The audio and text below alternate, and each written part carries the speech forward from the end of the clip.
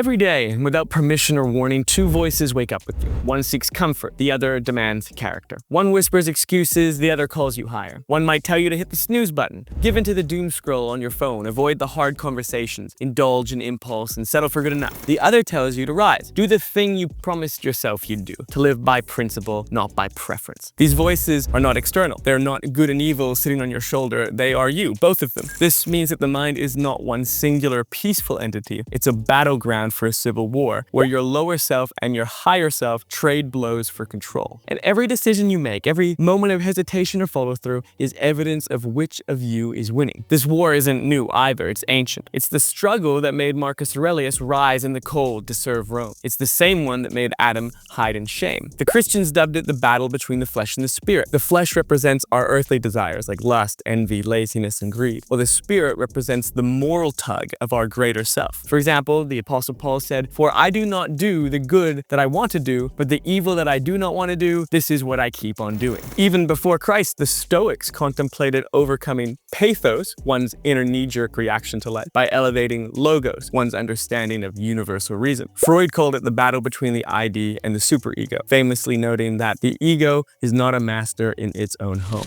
Today, we can now explain what our ancestors could only observe. Neuroscientists have known for some time now that our amygdala is responsible for emotion, survival instincts, and short-term rewards. It sees a cake and jumps at it. It reaches for the phone to get that dopamine hit we so crave. The prefrontal cortex, in contrast, is responsible for impulse control, delayed gratification, and moral reasoning. When we find ourselves in a moment where part of us wants to satisfy the flesh and the other wants to follow the spirit, so to speak, it is your amygdala and prefrontal cortex competing for your attention. Interestingly, we all know what the right choice is. When we get home from work and know we should go to the gym but want to collapse on the couch, the issue we are facing is not one of confusion, but of conviction. We already know what the right choice is. We are merely trying to find enough will to convince ourselves to follow through on it. A second question follows. If we already know what the right choice is, why don't we just do it? Every day we're faced with many such battles, and according to the science, humans are batting about 500 and choosing what they would consider right for them. This behavior of purposefully making decisions that are not in our best interest appears masochistic, but let me give you some context. The truth is that the amygdala is a far older part of our brain than the relatively new prefrontal cortex. The amygdala is part of the limbic system, which is ancient in evolutionary terms, evolving around 300 million years ago, well before humans existed. Simply put, your amygdala is older than humanity itself. It's been around long before complex thought, whereas your prefrontal cortex started developing only 50 to 60 million years ago and did not really distinguish Homo sapiens from the rest until about only 200,000 years ago. Two friends vying for your attention, your tendency will be to listen to the one you've known longer, even if you know what they say isn't always right. The influence your amygdala has in your decision-making is far stronger than that of your prefrontal cortex, even though you already know that your prefrontal cortex is likely right. Crucially, both friends believe they have your best interests at heart. One wants to make you feel good right now, and they genuinely believe that you will be better for it. The other tells you to take your time and consider everything before making decisions that, at first, appear obvious. The consequences of listening to the wrong voice can be disastrous or, and this is more likely, incrementally detrimental that will lead to decisions that will lead to disaster. This is why we overeat, skip the gym, and sabotage relationships we care about. It's why we delay things we claim to value, why we gossip about a friend despite valuing loyalty and integrity, why we avoid hard conversations that we know we need to have and lash out in anger when we know we shouldn't. I would struggle to find a person that defends these examples, and yet we're all guilty of having done them at some point. The amygdala is a worthy opponent, and humanity itself would have become extinct without it. Marshall Goldsmith, author and executive coach, said, "What got you here won't get you there. Your ancestors got you here with the amygdala, but you will upgrade your life with your prefrontal cortex." The mental challenge is one of transformation. That is, you are striving to become the modern man. Man wasn't always like this. He used to plumage and kill, murder and steal, and it used to be noble. He would eat immediately and eat a lot, knowing that the next time he saw such an opportunity might not be for some time. To the ancestral man, more was always better than less, and now was always better than later. The modern man feels the pull of his ancestry, but places more emphasis on future thinking, delayed gratification, and higher order reasoning. Sometimes just knowing what's happening in our brain can help us with decision making. So next time you find yourself in a moral tug of war between your amygdala and prefrontal cortex, choose your prefrontal cortex.